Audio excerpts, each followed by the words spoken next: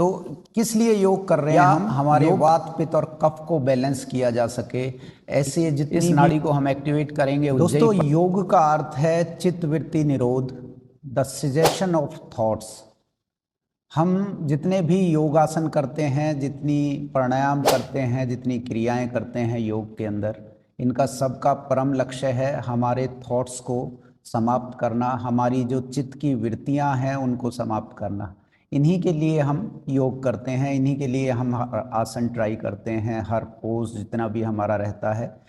तो पहली जो कोशिश होती है हमारी, वो होता है कैसे हम अपने इस शरीर के साथ कनेक्ट हो पाए। तो ये पहला हमारा लक्ष्य होता है। इस बॉडी को कनेक्ट होने के लिए आप जितना इजी पोज में बॉडी में कनेक्ट हो जाते हैं, उतना आपका योग सार्थक है।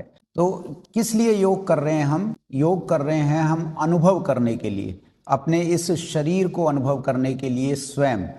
एक तो ये शरीर हमें अनुभव कराएं, किसी रोग के द्वारा हमें अपने शरीर से कनेक्ट कराए, वो कष्टदायी है। एक आप खुद कनेक्ट हो जाइए इस शरीर के साथ। मैं हूं आचार्य संदीप, आपके अपने चैनल एस&टी वेलनेस में।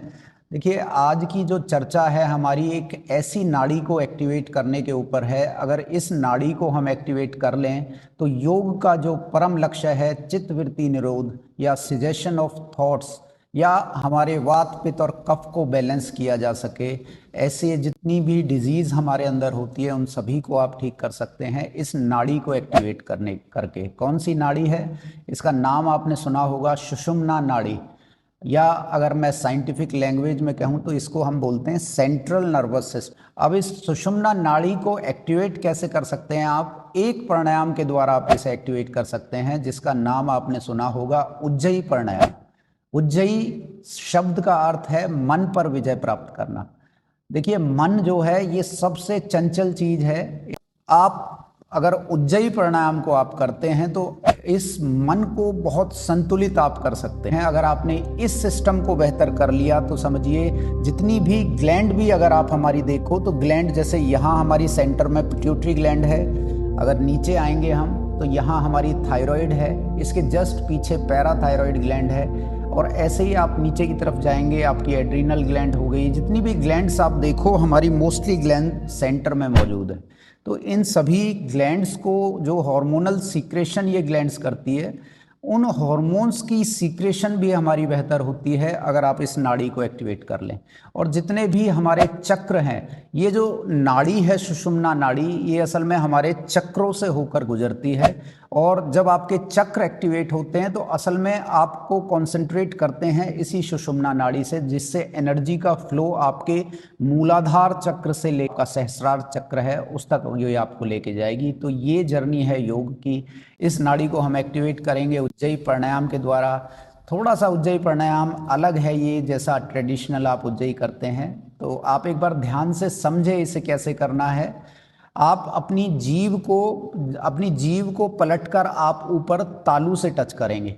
जीभ को पलटकर आप ऊपर तालू से टच करेंगे इस तरह, और मुंह से आप एयर लेके जाओगे। क्योंकि आपने बीच वाले पार्ट को ब्लॉक कर दिया है तो एयर आपकी बीच से जाएगी नहीं, एयर आपकी जाएगी दोनों साइड से, यानी राइट और लेफ्ट साइड से जो एरिया बचा वहां से आपकी एयर अंदर जाएगी। तो आपको कैसे करना है, हल्की सी चिन ऊपर उठा के रखेंगे और ध्यान को आपको पिट्यूटरी पर रखना है। ये जो सेंटर है आपका, दोनों बाहों के बीच वाला स्थान, यहाँ आप रखेंगे।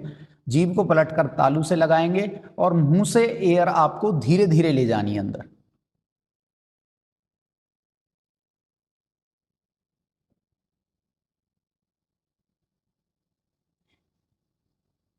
धीरे धीरे आप एयर अंदर लेके गए। अब आप धीरे धीरे मुंह से ही एयर को बाहर निकालेंगे।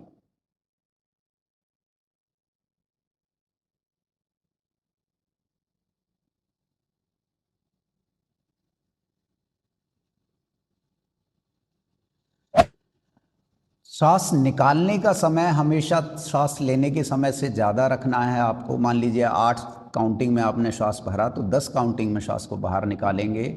और ध्यान आप रखेंगे अपने पिट्यूटरी रीजन पर। ये आपकी जो ग्लैंड है ये मास्टर ग्लैंड होती है हमारी पिट्यूटरी ग्लैंड, पीयूष ग्रंथि जिसे बोला जाता है। सबसे ज़्यादा हॉर्मोन्स इस शरीर के अंदर इसी ग्लैंड से निकलते हैं और इस एरिया को आज्ञा चक्र भी हम बोलते हैं।